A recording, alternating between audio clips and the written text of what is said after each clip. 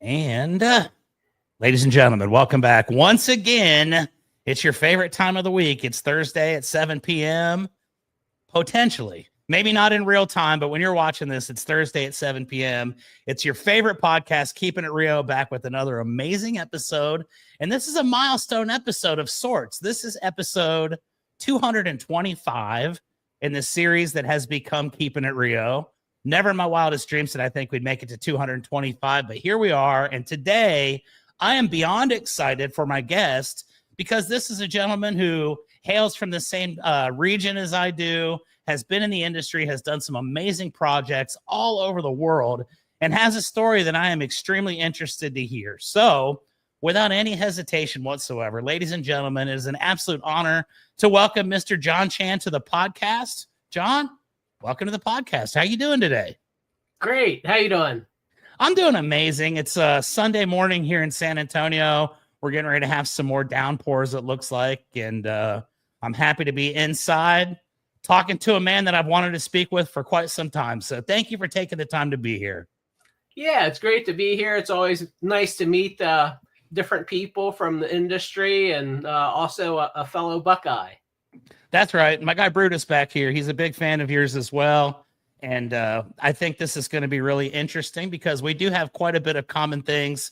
And we've got a lot of differences as well as far as the industry goes. So appreciate your time. I always love to start the episodes kind of in the same way, which is basically, hey, John, why don't you tell us a little bit about yourself? And then we'll just kind of run with it and see where the conversation takes us. Sure. Well, I was born and raised in Columbus, Ohio.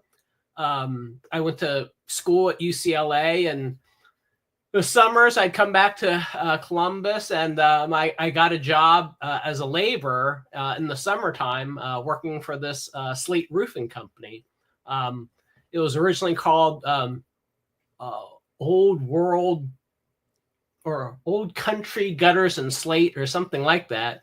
And the guy that started the company, he did a survey, and basically he asked, I think it was like 100 people, what do you think of when you think of slate roofing? And people said, it's durable.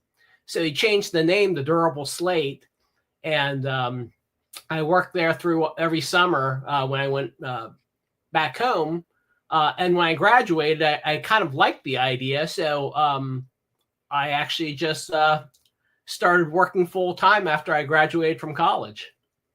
I like it. And I think that it's cool that everybody's got a humble beginning in the industry, taking, college breaks, coming back home. Let me ask you this, John. What led you to a roofing company, a specialty roofing company at that, as a college student? Because I know a lot of college students come back and they work at McDonald's or Walmart for the summer, do some landscaping. What was the allure that brought you to the slate and the high-end roofing and, putting yourself into that position to see if it was something that would maybe lead to more in the future? What was your mindset behind getting started there? Well, it was nothing so elaborate. It was just I heard about this job. It was they were a really small company at that time, so they just paid me cash every day, and it was outside, and you got to like kind of work out, like carrying slate around. And I thought it was like really pretty work, it was like, all the copper, so I was just like, this is kind of cool. It's outdoors. I get to go to different job sites. I'm getting paid cash. So I just thought it was kind of a cool summer job. That's awesome. Everybody has a different entry into this industry. I used to deliver drywall for a company over in Columbus, and one day I just had a bad day and I decided I didn't want to do that anymore. I pull into a roofing supply company, and here we are 27 years later. The day that I started in roofing, I did not wake up that day with the intent of ever getting into roofing.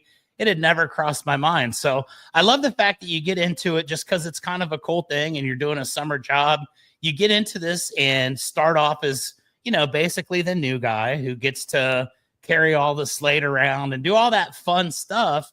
And you start to see, hey, this is awesome. I really like this. So we do this for a couple summers, And obviously, you know, after the first one, you came back. So that says a lot about the experience. You do this for a couple years. Tell me a little bit about the experience there in the field as a new guy, some of the things that you got to witness, some of the things that you got to learn, and what really sparked you into saying, hey, this is something I want to continue on with. I can't imagine that you went to UCLA for slate roofing, you know, so it's one of those things that kind of it takes on a life of its own. But at what point did you realize this was something that could be a future for you and it was something that you'd want to do for a long time? Well, as I was working, I was kind of fascinated by it. A lot of what we did, or what I did, I should say, is I tore off a lot of old slate roofs. So we would salvage the slate, and I thought it was fascinating seeing why these old roofs failed, you know, like certain flashing issues, how it was installed incorrectly, you know, different things, and how certain things held up real well. And so I was fascinated by that. But where it really kind of turned the tide is when I started the interview process at UCLA. I had no intention of being a roofer, but as I started the interview process, you know, I was an economics business major, and I was interviewing with companies like Merrill Lynch, Bank of America, First Interstate, First Boston, and I could just kind of feel what that was going to be like during the interview process. Like, you know, there's going to be office politics involved, and basically a coat and tie every day. Had to, you know, really toe the line in a corporate environment. And as I was thinking about that, and I saw the potential of the roofing company, I was just like, wow, you know, it's kind of interesting because the roofing company actually has a lot of potential. And, you know, I could see how you could develop skills there that your average roofer doesn't have. And I was like, if I made a profession of this, this could go into a whole different level. And I remember kind of talking it over with the partners at that time. And they said, well, of course we would want you to come work for us, but there won't be any more additional partners. There were 3 partners at the time. And so, you know, don't get your idea that you're going to be one of the partners in the company. And I just agreed. I said, yeah, I understand that. But I also knew that I had what it took, that if I busted my ass, I could become so good that they could never let me leave. It would be to their detriment. So I knew I would become a partner at one point. And so that's what I did. I was just like, you know, I don't want to do the whole office politics thing. I don't want to wear a coat and tie every single day. Because back then, you know, those types of jobs were much more formal. You don't do that today, but it was like that at that time. I love that. And so basically, you know, you just saw the potential in it and said, hey, I think this is something that I can excel at. I think I can become, you know, very high level. I most of my roofing contracts are asphalt shingles, which in comparison is night and day, quite frankly. You can throw a tube of caulk on a bad roof and it can become a good roof for a couple of years. And a lot of things can be overlooked and you know, kind of changed up. With the high-end stuff, that's not as easy to do. So it's much more detailed, much more intricate as far as the work goes. And you do this for a couple of years, you realize, hey, I think I'm going to make this happen. You start to become more of a key player in the company. At what point do the folks inside the company realize, you know what, John's right. He is really good, and he's not someone that we can afford to let go because it'll be detrimental to us. He'll probably go start something on his own and end up taking over this entire industry. So what did it look like when they finally came to this realization? I know it was pretty short. You know, you were working your way up quickly and really proving yourself. But when that moment came, what was that like for you? And how did you know this is going to be my future for, you know, for eternity? Well, I didn't really think of it as my future for eternity, but it was about 3 years in. They said, "Hey, we'd like to offer you partnership," and also right at around that time, we started doing some work outside of the area. You know, we did some work down in Charleston, South Carolina. We did a project in um, Chicago, Illinois, and we started getting a name for ourselves. And so, kind of when that happened, we really set our sights much bigger. And that's when I thought, wow, now this could be something, because I've always wanted to work on a castle in Europe. I thought that would be cool. You know, like if you dropped a tool, it would be gone forever, 1,000 feet into a ditch somewhere. So I just kind of got some ideas of that this could be really interesting, working on really, really cool old places wherever you could find them. That's awesome. And a very brief, time from being a laborer, being a guy, excuse me, that starts off at the bottom and works your way to the top. Obviously, when you get offered partnership in the company, you're not the guy that's carrying the slate anymore. So you've done your due diligence, you've learned your craft, you've understood the intricacies of the high-end, historic, and much more crafted and skilled work. What happens when you make that transition from a laborer to a professional now who can say, hey, I'm a partner in a company? Still at this point, Durable was probably not super huge, but like you say, it's starting to pick up steam. What does the transition look like going from that one role of, hey, I just get to come in and collect cash every day and life is cool, to now I'm a high level elite person in an industry and with a company that's going to continue to grow? How is your mindset shift, and how were you able to handle that with your peers, the people that you had worked with prior to that transition? Well, it was actually very gradual. So the whole getting paid cash, that was just in the very, very beginning. You know, they switched over to payroll, I think, my second summer or something like that. And even when I became partner in 92, there wasn't that great of a transition. So I became the treasurer of the company. But the treasurer also is in charge of all the material. So I still did all the tear-offs, but I was fascinated with it because I really enjoyed seeing all those old roofs and seeing what worked, what failed, and understanding all of the different intricacies, meaning, what happens with different types of slate and different types of environments. What are all the old tile roofs that were produced that aren't produced anymore? The old Ludwisi roofs, the old B. Mifflin Hood roofs, the Mineral Wells roofs, and how is the clay different? And I was kind of a nerd about those kinds of things. So people ask me all the time, how do you know the differences between the clays? I say, I've torn off so many roofs.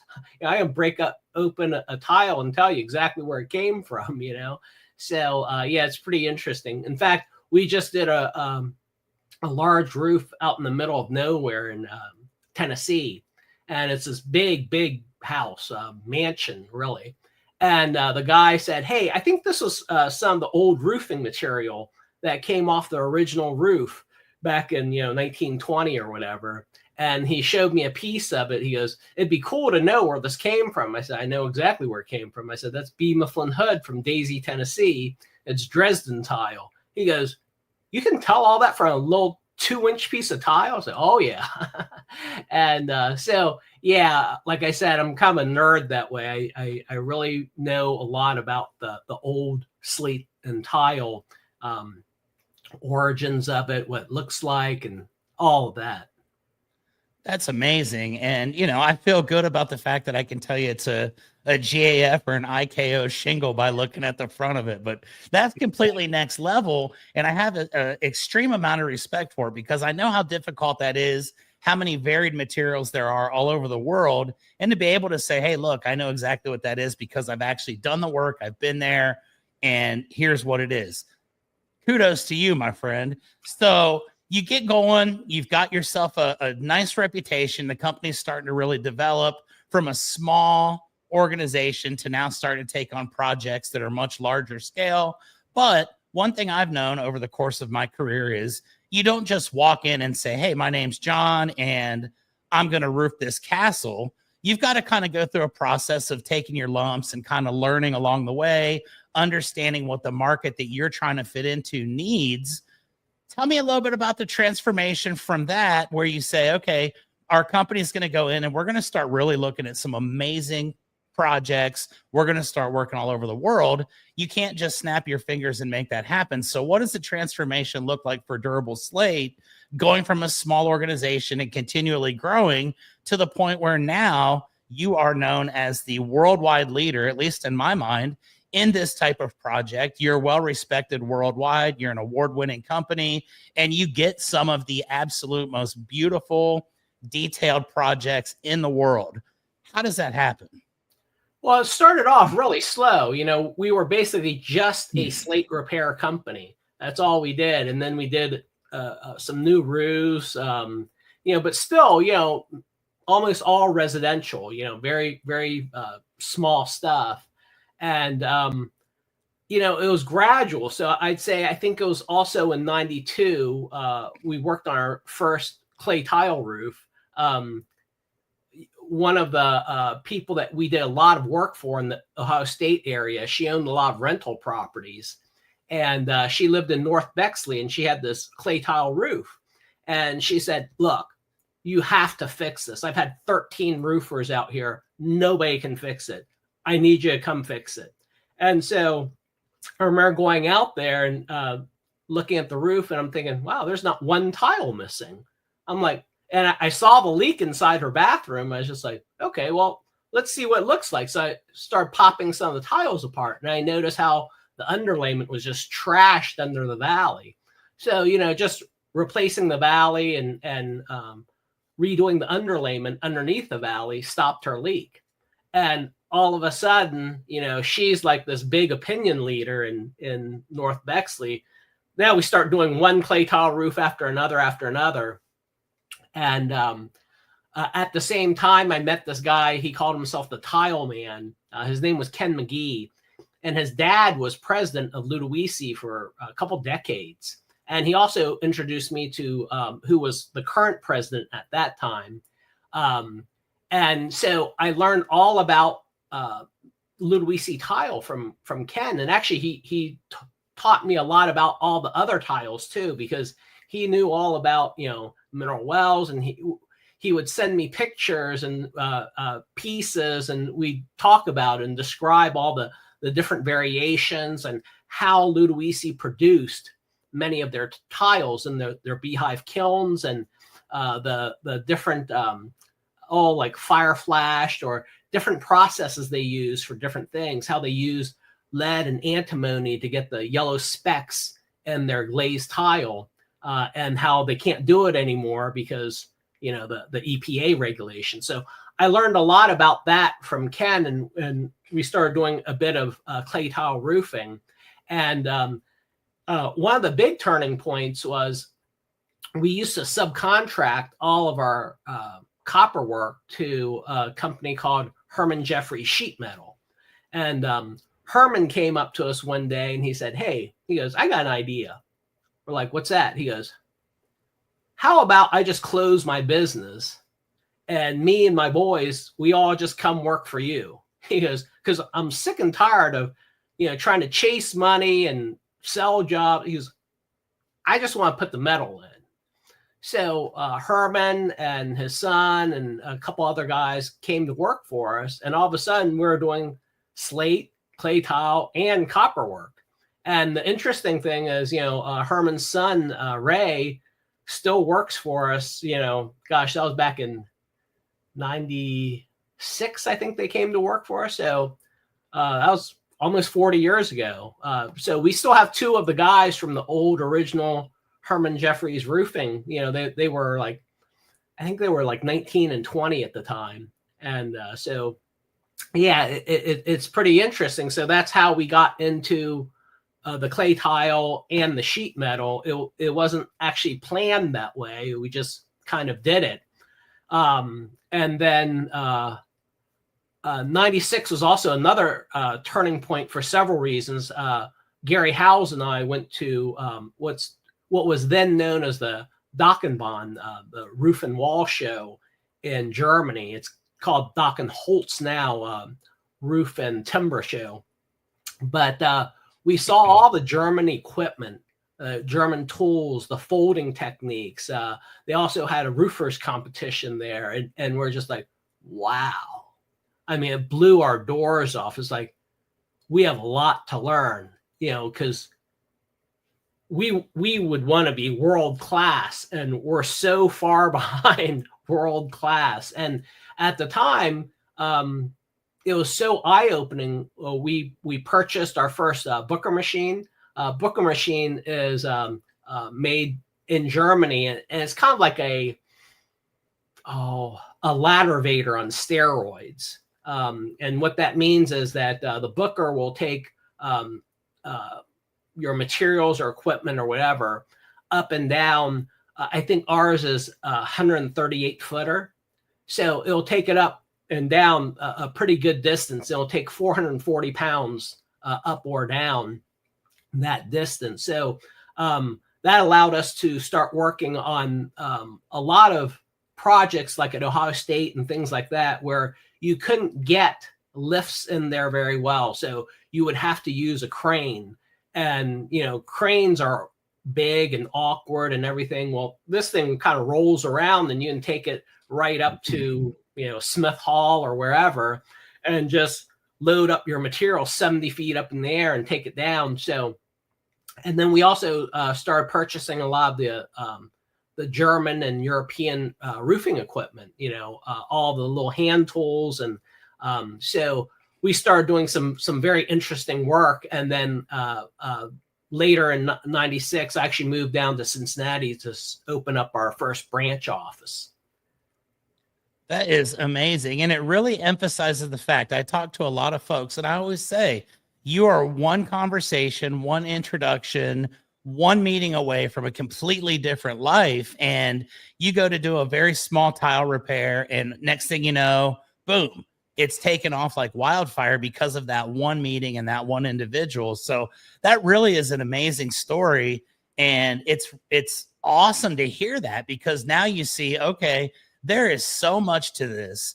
And you and I met at the International Roofing Expo this year down in San Antonio. And I've got a funny story. I'll tell you about that later. But when you're in that room, it's nothing like going to a German show where you've got all these different things that you've never seen.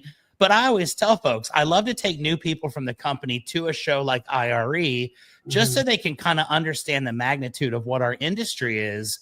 And they can see, there are so many different ways to do this. There are so many different methods, so many different products. And we made a couple key introductions down there that have kind of helped our company get going a little bit in a different direction. But you start doing these jobs now, you've got a nice little base. You're starting to expand into doing copper, tile, slate. You're still, the man when it comes to that. And then you take Ohio State. That's obviously not something that just anybody can go in and bid on, but I'm sure that there were probably other companies in that same genre that were trying to earn those businesses, earn that opportunity. How were you able to separate yourself at that point at still a relatively young age as far as what you were doing? Other than just the equipment, what were some of the other things that you had to emphasize that said, hey, Durable Slate is the company you want, and this is why? Well, there's quite a few different things that we implemented. One was drug testing. Nice. In the roofing industry, you've got a lot of, it's a tough profession. It's hot, it's cold, it's heavy. The materials are sharp. It's to work out on the roof 8, 10, 12 hours a day, every single day is grueling. We've both done it, so we know what it's like. And it takes somebody with a lot of toughness, or, guys that are just so hopped up on whatever that they don't really care. But implementing things like our drug testing eliminates a lot of the rough characters. And also, we put in a training program. I wrote a bunch of courses on, how to identify slate, how to repair slate, how to install a new slate roof, how to flash a chimney. And we did all different things like this. We brought a camcorder out and made recordings in our warehouse on how to solder and things like that. And we started putting guys through courses. And it was funny because I remember somebody asking, is like, well, that's kind of crazy. What if you train your guys and they leave? And I said, well, a bigger problem is what if you don't train your guys and they stay? That you've got way more problems if you do that. So, we started this training program, and that really kind of set us apart because, our guys were really, really getting good. And most companies, they'll have one guy or two guys that are really good, but the rest are just, they kind of hold the dumb end, and so they can't get a lot of work done. And if you train up all your guys to where, because people have asked that, it's like, how can you possibly have the magnitude of the jobs that you have in Montana, in DC, in Philadelphia, Pittsburgh, in New Orleans, all going at one time? And I said, well, you train up your guys, and you make sure that they know what they're doing, and you basically have good guys running each one of them, and you don't really have a problem. The issue usually becomes is that most companies rely on one or two guys, and that's it.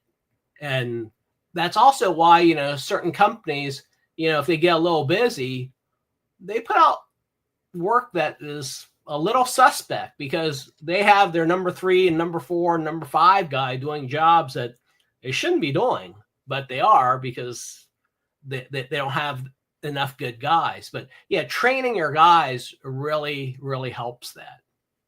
Absolutely. And I love that because the reality is I own a roofing business. I've been in this industry for 27 years. I have seen more often than not what you just said, where one or two good guys per crew, per company, and then everybody else just kind of falls into line and does what they're told. But to find the level of people that are willing to go through the training, because again, I've been in this industry and I know a lot of people, it's almost unheard of for me that you can go find quality installers who are going to find themselves willing to continue to evolve and learn and get better and then become absolute, craftsmen. What's that process look like as far as finding enough people that can actually fit your mold and can actually do your training and don't fall off? And what kind of turnover do you have on people that come in that may seem like they're going to be reasonably good and then they end up not making it versus the people that you guys hire that end up just staying around and becoming absolute superstars? Well, that's the interesting thing. The main thing is we try and hire good people, and we don't really care how great they are at roofing per se. I mean, if they are, that's great. But if you hire good people and you train them, well, eventually they're going to get it. They might not be the fastest to start off with or anything, but you just keep that training going in, and eventually they're going to be really good. Now you're going to have your turnover. That happens, but if you can just kind of keep the guys going that are really good, I put this post up saying, later this year, we're going to hit the 20 for 20, meaning that we'll have at least 20 people that have been that durable for over 20 years. And that's a huge thing because, they know all the processes, they know everything about roofing and, or at least the type of roofing we do.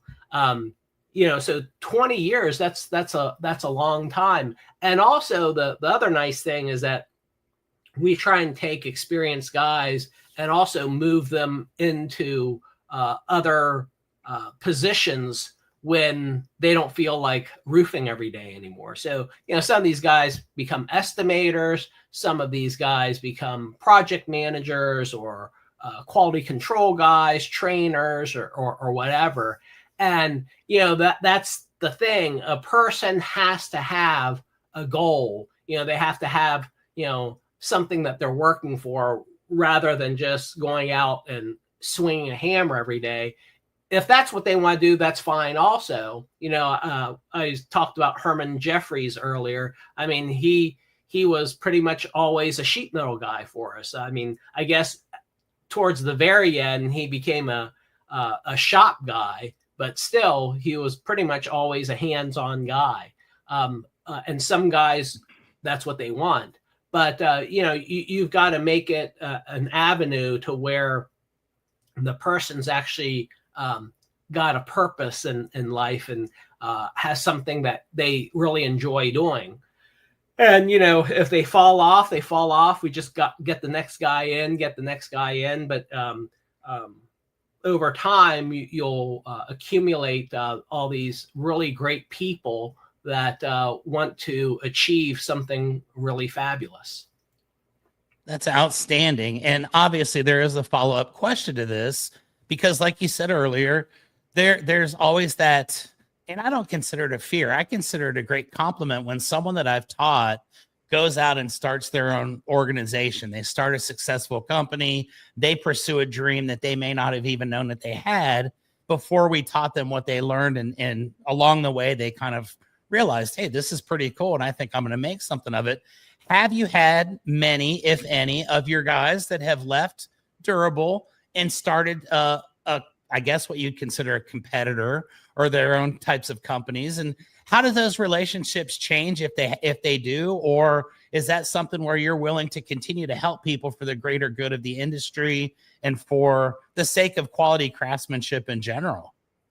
So we've had a lot of those, and it all depends on how they exit. Some guys, they're trying to steal all your customers. They steal equipment or whatever, and they leave. Obviously, we're not talking to those guys again. Other guys, they might say, hey, I'd like to do blah blah blah. And like right now, we've got a couple of our old foremen that they're like, hey, we just want to work together, and we don't want to be training guys or having guys that don't know what they're doing working with us. So we just want to work together as just us two. And what do you think about that? And so we actually work with them, and we'll subcontract work to them, which is very funny because in general, we don't subcontract. But, for those guys, we know that they're going to do the work exactly the way they've been taught. And so that's a really great relationship. So it just kind of depends on, how they exit. Absolutely. And I couldn't agree with you more. There are a lot of people that feel like they need to leave on bad terms and they need to put an exclamation point.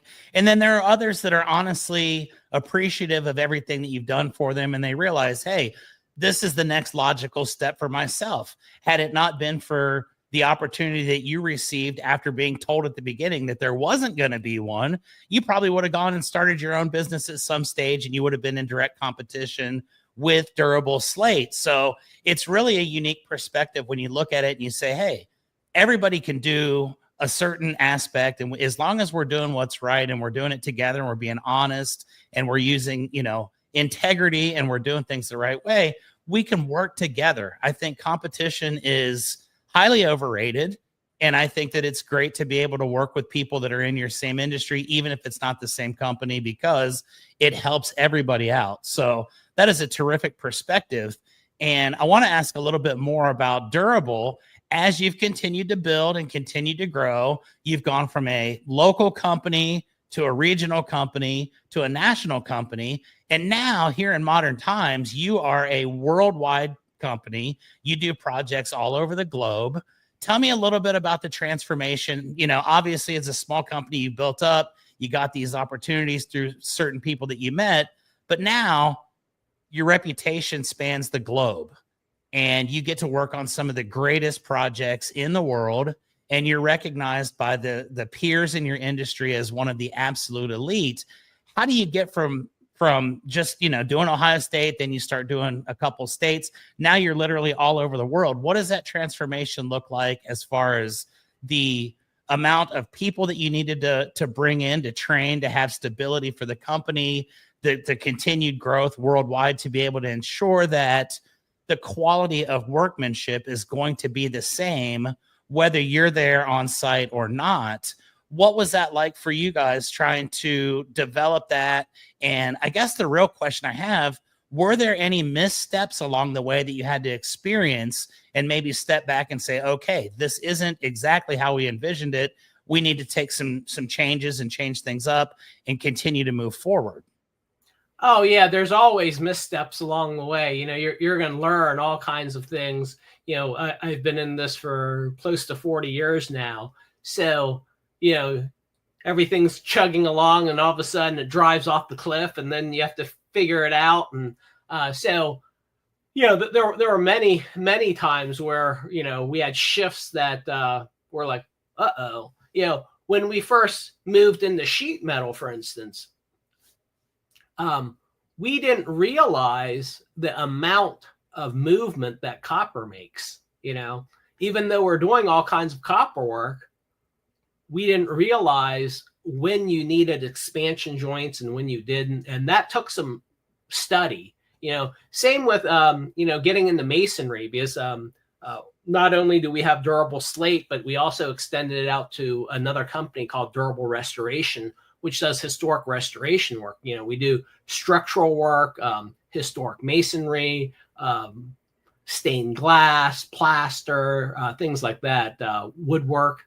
So when we first started doing masonry, we didn't understand the difference between modern masonry and historic masonry. We didn't understand lime mortars and how they work. And so that all took some time. We had to, on the metal end, we had to bring in CDA, Copper Development Association, do classes with them. Same with masonry. We sent guys off to Chicago, and also with Jan mortars, and we had to do a lot of classes and learn all these different things that we're getting into. So there are quite a few times where we went, uh-oh, something's wrong. Like the mortar's coming out of the chimney. We're like, why? Or, the copper pulled apart. Why? And so it's taken a bit of experience in going, okay, well, we got to replace that copper gutter because we didn't put any expansion joints in it. We've got to grind out that chimney again because we put modern mortars in it, and we've got to go back with lime mortar. So there were a lot of things where we had to learn along the way, but the great thing is that we made sure that we fixed it along the way. If we took a swift kick to the nuts, we took it and we made sure it was right, and we went forward. And so that's the key thing, is like, making sure that you're always doing the right thing, and making sure that the product's always good, even if it's at a loss. And, just building from that and taking it as a learning experience, taking it as, hey, you might have lost, $40,000, but now you've learned how to, something. And you kind of take it as paying for your education. And through the years, after, like I said, close to 40 years, you've learned a lot, So in that time, I've been to a lot of different places and understood lots of different things, meaning that I've been to, I don't know how many slate quarries all over the U.S. and the world. I think I've been to every area of a quarry here in the U.S. And I've been to probably a dozen quarries in Spain. I've been to quarries in England and Scotland and Wales, just all over the place. Tile manufacturing plants. I was at Ludowici last week. I've been to Las Candela, which is in Alicante, Spain. They're probably the largest manufacturer in the world. And you get to see all the differences, all the intricacies, and what is what, and learn from different people that you meet. And that's really how you get to be world class. Because I remember I had this argument with somebody. I'm not going to say their name because they're a great slate expert. And we had a differing opinion. And he said something along the lines of, well, I don't know what you're talking about. I've been on 1,000 slate roofs and I've never seen that happen once. And I said, well, all of your 1,000 slate roofs have been in one state. And I've been on 10,000 slate roofs all over the country. And he looked at me really incredulously and he says, you've been on 10,000 slate roofs? I said, easily. I said, probably more. And he goes, well, how do you do that? I said, it's easy. I said, a durable estimator does 6 to 8 estimates a day. I was like, you work for 5 days, you're seeing 30 plus slate roofs a week. I said, in 1 year, you're at 1,500. I'm like, 6 years as a durable estimator, you've been on 10,000. I said, I've probably been on 20 or 30,000, to be honest. And he's just like, wow. He's like, that's crazy. I'm like, yeah, I'm like, but it's not just the number of roofs. It's that I've seen them all over the place, because you have different conditions in, say, like Maine, where you might have 10 feet of snow and ice on top of your roof, or you're in New Orleans where they have hurricane force winds and very drastic temperature changes. Like in New Orleans, you have something what we call thermal shock. When you install copper, the copper goes in, the sun hits it, that copper on a 95-degree day hits temperatures of probably 150, 160 degrees.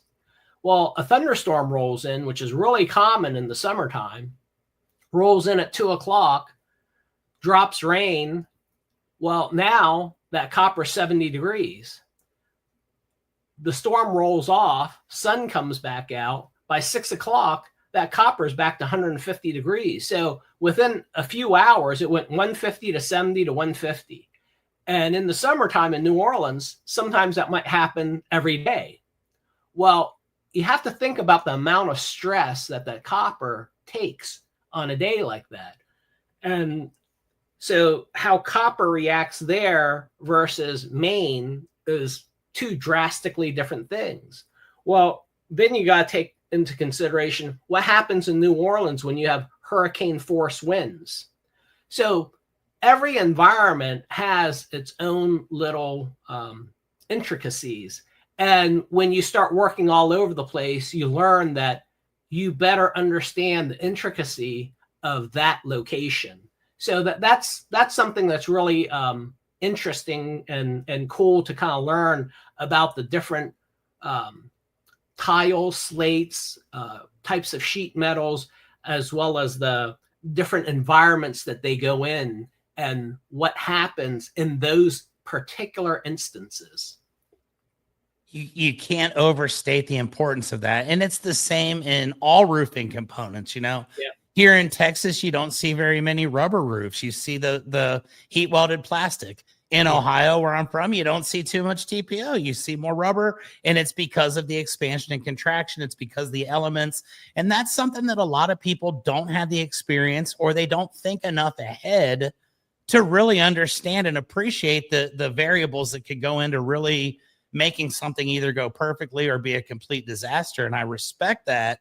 And like you say, to be on over 10, 20, 30,000 roofs over your career, it really just kind of shows, hey, this is something where experience really does matter. And this is why Durable Slate has become a worldwide leader, because you do have that experience that's very difficult for someone to match. It's almost impossible. So you guys start now doing projects all over the world. And I like to ask you this because whenever I have roofers on, I always ask this one question, and everybody's got one specific thing, but maybe you've got multiple. Number one, the most difficult roof that you've ever been a part of as far as a process, a project, a specific material. And I guess that kind of also equates to the one that's the most memorable for you throughout the course of your life. And if you've done tens of thousands of them, you've got a huge palette to choose from, but everybody's got one. Maybe it's the first one you did somewhere in a completely different part of the world that made you really recognize how stellar and special the skills were that were needed. But what's the one, and I know that's tough, out of thousands, that really stands out for you as one that you can say, you know what, that was me. I did that. Gosh, to be honest, I don't have a one. There's quite a few of them that stand out for many reasons. I can run through some of them. I remember when we did the Ohio governor's mansion in Columbus. And it was funny because there were three of us out there and we're all trying to lay out the roof. And we're all arguing about how to lay the roof out. And it was funny because my brother just goes, okay, stop. He's like, Gary's the new roof foreman. He should lay it out and we'll just follow whatever he does. And that was interesting because I was thinking, there's a lot of different ways to skin a cat and everybody's going to have a different way. And, let's just have one person be in charge and everybody else fall in line. And, somebody asked me that recently. Gary just became a partner in the company, but he's been running the company for quite a few years. And somebody asked me, is like, well, how does that work if you're the owner, but he tells you what to do? I said, well, he just tells me what to do, I just do it. And he goes, well, don't you kind of feel like, hey, well, I should be telling you what to do? I said, no, because, then that's where you get the frictions. If you just put somebody in charge and you just kind of, everybody goes on the same page, it's all golden. But if everybody's just trying to go, hey, I'm the guy, then that's where you have the problem. So that was one thing that I really learned on that job site. It's like, okay, it doesn't matter which one of us actually lays out the roof. And he is the new roof foreman. So let's just let him lay it out. So that was one that was eye-opening and everything. Another one that was really eye-opening was we had this woman. This is pretty interesting. She had this really elaborate mansion and she built this little turret out, like 10 feet away from her house, and she went copper shingles on it. And so she said, I want copper shingles. I said, probably be easier than standing seam. She says, no, I want copper shingles. And in my mind, I'm thinking every sheet metal guy we have is on Ohio State right now. We have liquidated damages on that. I can't pull a guy off. And she wanted that done like right now. I said, the only way we do it is if I personally got up here and did it. And I said, I know it's not very big, but I'm like, it's going to be like $30,000. And she says, okay, well, write it up. And here's the funny thing. I almost hit the nail on the head. I remember I figured it all out. It came out to like $29,804 or something. I was just like, wow. I'm like, I can't believe that I just threw a number out there. It was that close.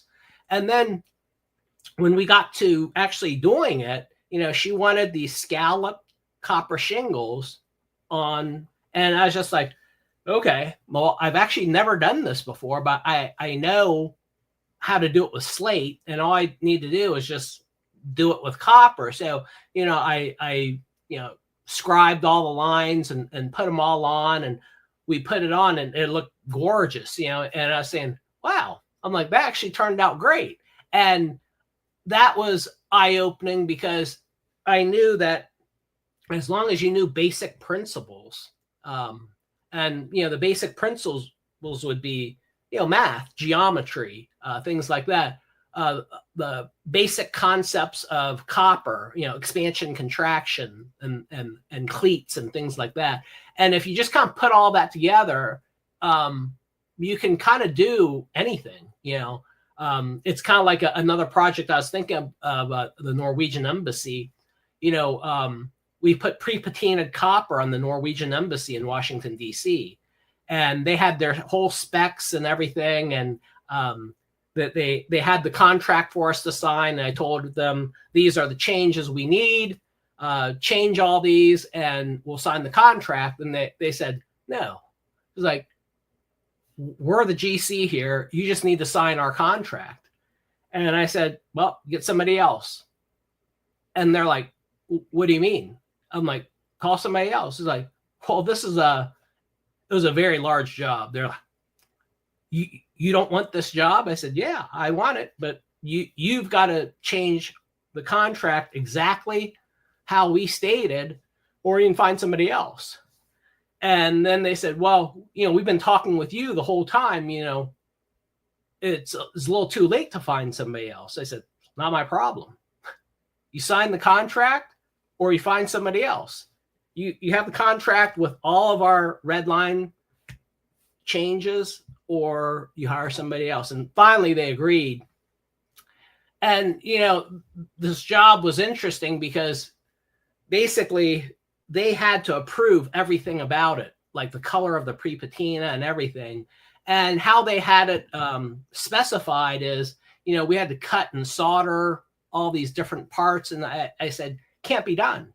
I'm like, because when you wire wheel off that pre-patina and you get down the shiny copper so that you can solder it, and then you're going to try and redo the pre-patina, it's not going to look good. It's not going to look right. You can reject it. And that job's got a $5,000 a day penalty. Liquidated damages, $5,000 a day every day you go over. Well, you go over 10 days, you're 50,000 in the hole. You go behind a month, you're 150. So it gets really wonky that way. And we've walked away from some pretty big jobs because they won't agree to our terms. We had one a couple years ago. It was a $1.3 million job in Washington, D.C. We said, all looks great. Redact, change all these to how we want it on all the red lines. They said no. And we're like, okay, find somebody else. And they were just shocked that we're going to walk away from such a big job. But, what happens is then you get into a bind. We will only do jobs the way we do them. You want them done some other way, you have to find somebody else because we don't do it that way. And because what happens is you're going to run into problems. Like I said, on Norwegian, what would happen then is somebody's going to say, well, that pre-patina where you soldered it doesn't look right. And then you're trying to make it look right. Well, now you're out of time. So, what we did was we changed everything over to European folds, and it wasn't soldered at all. Everything was all locked together. So where it turned up the wall, where we put the expansion joint on top, everything was done to our spec rather than to theirs. What a valuable lesson right there. To anybody that's watching this, I know that I have a very diverse audience with Keepin It Rio. It's not really specifically a roofing podcast. People from all over the world, all different education levels, all different professions. That right there is the most valuable lesson that you could possibly ever hear from someone that is at the highest level of success in his industry, is be willing to turn down work no matter how big the job is. If it's not going to meet the standards that you set forth, you're going to ultimately be the person who has to take the responsibility if it does go wrong. So make sure that everything is written out the way that you need it to be. And if it's not, be willing to walk away from that. So thank you for sharing that valuable knowledge, John. I appreciate that very much. And I know that that's going to reach a lot of people that are going to say, yeah, you know what? I take a lot of projects on that I really don't want to do. I always tell the story for myself, how the two worst projects I've ever done in my life were literally the two least expensive roof replacements that I've ever done. And they became disastrous after the fact because expectations were greater than what they should have been in that situation. I didn't do my job properly in setting the expectations to what they needed to be, and I paid the price. So that's a huge lesson, and I appreciate that. we're coming up here on the hour, but I definitely have a couple more things I'd like to talk about. I told you I had a pretty funny story about IRE, and I'd like to share that with you real quick. Yeah. And then we'll kind of go into the, what's the future hold. At IRE this year, it was in San Antonio, obviously. I had friends from all over the country that came in. We were hanging out, having a great time, seeing a lot of my industry buddies. And one of my good friends, Thomas Cutts, out of Delafield, Wisconsin, he is a residential roofing contractor, but he does a lot of the cedar shakes. He does a lot of the faux slate, a lot of metal, more high-end stuff. And maybe, I don't know, about 2 years ago, Tom reached out to me and said, hey, you need to have this guy, John Chan, on your podcast. He's amazing. The work he does is terrific. Like, I just love watching what this guy's doing. And I said, okay, one day I'm going to get to the point where I feel comfortable to have a guy like John on my show. And today's the day. So Tom came to the IRE and he had a specific goal. And his goal was that he wanted to meet you personally. And I said, okay, Tom, I'm going to come along for the ride because this is going to be fun. There's thousands of people here at IRE. We're going to go find John. We're going to say hello. And it took 2 days. Okay. And we were all over the place. We're at the Slate booth and they're like, oh, you just missed him. He's over here now. So we go over there and then we come back over here and we go over this way. We do this. And finally we ended up meeting each other. And at the end of the deal there, I just kind of joked with Tom and I said, that's probably a little bit weird, but it's one of those things about roofing. And I just want you to realize how far reaching what you do is to the industry and to people just like myself and my buddy Tom in general, that we really respect and appreciate the quality that you put out, the way that you do your business with such integrity, the way that things are done to the level that nobody else that I'm aware of in the industry can attain. So I thought that was a kind of a cool story, but it was almost like a Where's Waldo? There's this huge room of people and we're looking for one guy and we did end up finding you. So that was kind of cool. And I appreciate you being very gracious and talking with us for a few minutes and obviously for being here on the podcast. But that was kind of an interesting side story to the IRE this year. And I told Tom that I was going to tell that story, much to his chagrin. I don't know that he really wanted to know that, hey, man, you've got fans and they're kind of chasing you around the IRE. But that was what we had going on. Yeah, well, it was great meeting you. It was funny because it was, I think, was that the last day? It was the last day. It was the last day, and we were headed to the awards banquet, and we caught you right outside. And yeah, that was pretty cool. I was just like, oh, but that kind of thing happens because we kind of follow each other on social media and things like that. I mean, I had that happen to me over in Austria at the IFD. I ran into this guy. I was watching his sheet metal work that they were doing. He was the coach for one of the teams. And I was just like, wow, your guys are just amazing. And, I was really complimenting him. And so I went to introduce myself and I said, what's your name? I'm John. And he said his name and he goes, I know who you are. I said, you know who I am? He goes, yeah. He goes, I follow you on social media. He goes, love your work too. And I said, like, oh, wow, that's kind of interesting. He's like, you would never think that, but here's a guy from another country who does fabulous work that, has also noticed our work. So that was kind of cool. So even though this industry is so huge, sometimes social media brings it all closer. It really does. And it's an amazing time to be alive. It's an amazing time to be in this industry, to be able to share your experiences so easily. We take our phones out to the job site, we hit a couple buttons, and all of a sudden we're broadcasting to the world, or a podcast. It's a great time to be here. And I respect that because it really does kind of bring more recognition to those that really deserve it. And 20, 30 years ago, we would never probably cross paths. If we did, it would be very, random. And being able to do stuff like this is really awesome. So I appreciate where we're at in the world. And I'm thankful that I'm here in this modern era because we're having a good time with it.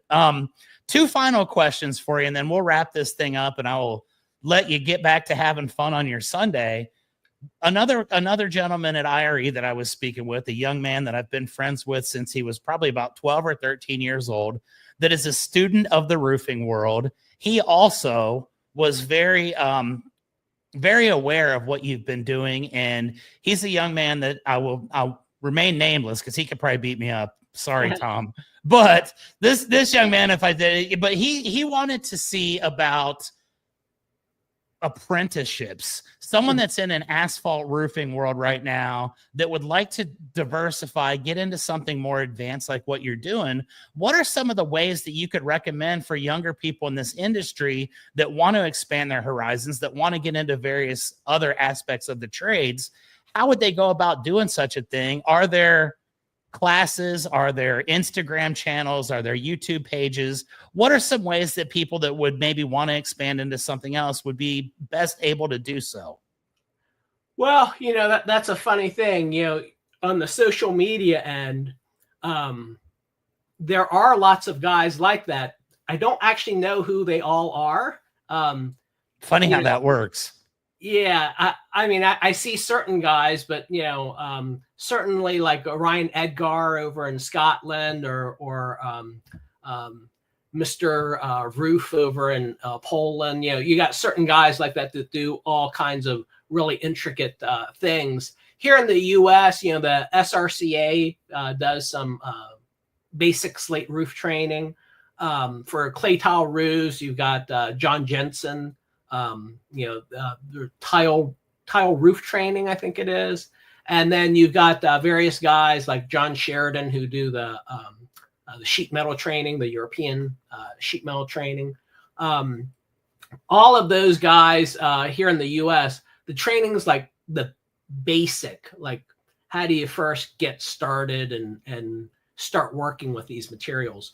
But after that, unfortunately, in the U.S., you've got a big void, and you're going to have to kind of learn by fire a little bit by actually doing the work. But you can follow some of these guys also on social media, and try and glean certain things off of it. That's what I would say. We have our own apprenticeship program within the company, but it's not for people that don't work at Durable. Yeah, exactly. That's exactly what I was looking for. Kind of get your start, understand the materials, and work your way up, just as you have done throughout the course of your career. And that leads me to my final question of this amazing episode 225 of Keepin It Rio. You're still a young man in this industry. I've been doing this for 27. You just said you're coming up on your 40th year, I guess next year. Still plenty of time to go out here and learn more things, to do more, to take on more projects. What does the future hold for you, John, as well as for your company? Where do you see yourself 10 years from now? Is this something that you're going to continue to do for the rest of your life? Or do you have a plan to say, hey, at this particular time, I'm going to step out. I'm going to go out and learn how to play golf or enjoy myself. What's the future look like for you as it pertains to the career? Well, as for me personally, I really enjoy what I do. So I don't actually see me I'm going to ride off in the sunset, because I really actually enjoy, I travel all over the place inspecting roofs and doing conferences and whatnot, meeting people. And, I just really love that. As far as the company, basically just doing much more in-depth restoration work, which Durable Restoration's really gotten into. We're doing restorations that are really on very unique buildings, especially in our DC market. And then with acquisition of Bain and Irvine in Scotland, we acquired that company last November. That's really coming around also. And so, I see Bain and Irvine kind of blowing up, kind of like how Durable did here. I would expect that they'll probably expand into other parts of the UK, and I think we'll be in for a really fun ride. I love it. And I look forward to watching the journey and continuing to see this grow. And like I said, I can't thank you enough for your time today. It's Sunday morning. This has been an absolutely amazing and enlightening conversation. I appreciate you spending an hour plus of your day with me. And before we bid adieu to the audience, I do need to do one final thing. And that is, I need to thank my sponsor, which is roofer.com.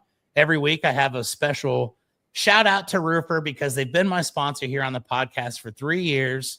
I love everything that these guys have done for our industry. They've made it very easy for folks like me to be able to streamline our process from the initial contact all the way to the final payment and even follow-ups for many years down the road through their automation. So thank you to Roofer. If you're in the industry and you're not using Roofer, I ask this every week. What's wrong with you? You need to try it out because you'll get addicted to it and you'll love it like I do. But thank you to my guys at Roofer. Thank you to everybody that watches Keepin' It Rio. I appreciate all the kind words that I get. 225 episodes in. We're just getting started. My goal is 2,500. So I'm not even quite to a 10th of the way, but it's been an amazing journey for me. And I appreciate being able to chat with folks from all over the world. And today has been an absolute blast for me. So thank you, John. Ladies and gentlemen, until next week, it's always my pleasure to be here with you. I thank you guys. And until we see each other again, corniest tagline in the podcasting world is keep on keeping it Rio. And we will see you guys next week. John, if you would stick around for just a second after I cut this off, we'll have a quick ad for Roofer, and then you and I will finish our conversation and we will go on about our day. Sounds great. All right. Thank you guys. We'll see y'all next week. We're Roofer. We know that managing a roofing business can be chaotic, so we created a single platform with all the tools you need to easily run your roofing business. Stop switching between multiple different softwares and experience streamlined operations from lead to payments in hours instead of days. Visit roofr.com to get started for